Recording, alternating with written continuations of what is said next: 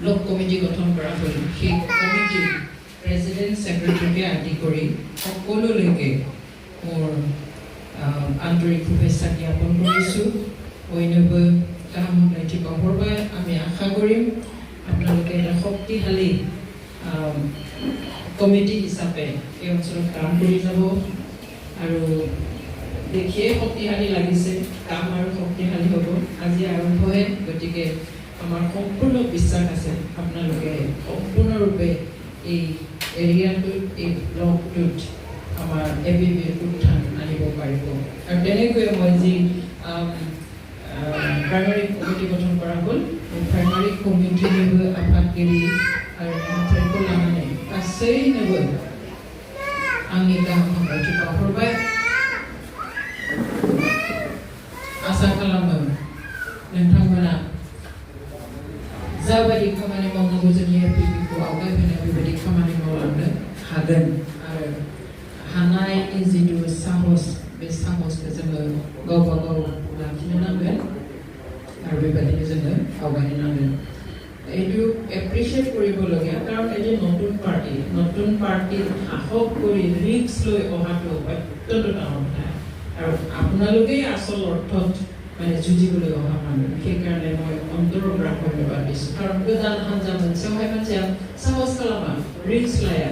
थाखानाय सोरखाराव थायोब्लाबो गोजाम हान्जाफोराव थांनानै मानसिया सुखुनो होयो।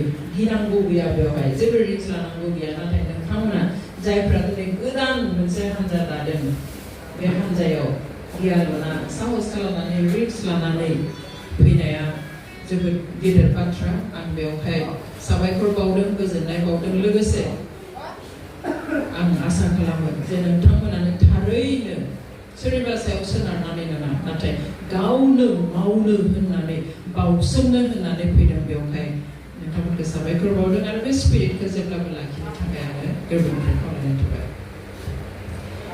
जों बयबो मिथिगौ जे बे अल्टारनेटिभ पार्टी अफ बड'लेण्ड एबा APBखौ थांनाय 2 एप्रिलावहाय जोङो दाफुंनाय जाबाय। बेयो साननैनि आगोलाव, दिनै 4 जुन, साननैनि आगोलाव दाननै जाबाय। एकदम गोरलै बैसो। मानसिनि लोगोखौ बुंनो थाङोब्ला दाबो जेबो खालामनो हाया।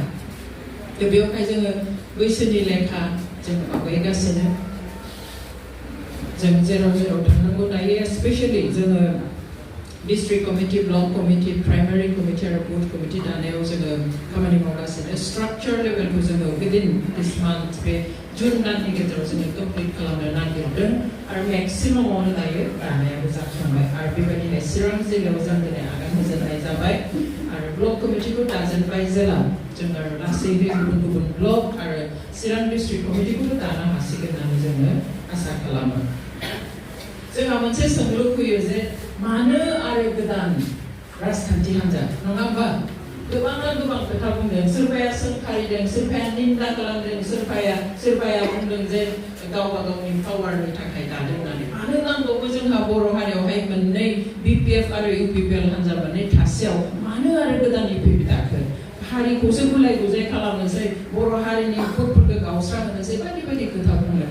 नाथाय जोंहा भारत हादरनि जिथु संबिधान, कन्स्टिटिउसन, बेवहाय जोंहा गोदान आफाद दानायनि, गोदान दोलो दानायनि मोन्थाय दं। मोन्थाय थाब्लानो दागोन बेबो नङा, नाथाय माब्ला बेबायदि गोदान दोलो आरो गोदान आफादनि जोनोम जायो जों बेखौ नायोब्ला नुगोन, जारिमिनखौ नायब्ला जेब्लानो जोंनि गेजेराव थानाय हान्जाफ्रा रायजो राजानि गोसोखौ सन्तुष्ट होनो हायाखै, रायजो राजानि लुबैनाय बादि खामानि मावनो हायाखै, हास्थायनाय बादि खामानि मावनो हायाखै, अब्लानो बे जायगायावहाय गोदान हान्जानि जोनोम जायो। जेब्ला जों गोजोनाखै, मोनाखै, जिबादि जानांगौमोन बेबादि जायाखै, सन्तुष्ट मोनाखै, मावनो हानाय बादि जों सानाखै, माबा मोनसे गोरोन्थि जानो थांबाय थानाय बादि जों नुदों आरो बेनि थाखायनो दिनै APBनि जोनोम। আজি এটা কথা আমাৰ মাজত সদায় আলোচনা হয় যেতিয়া নতুন দল বা নতুন সংগঠন জন্ম দিয়ে। আমাৰ মাজত হৈছে যেতিয়া আমি APB জন্ম দিছোঁ, সকলোৱে কৈছে, বহুত মানুহে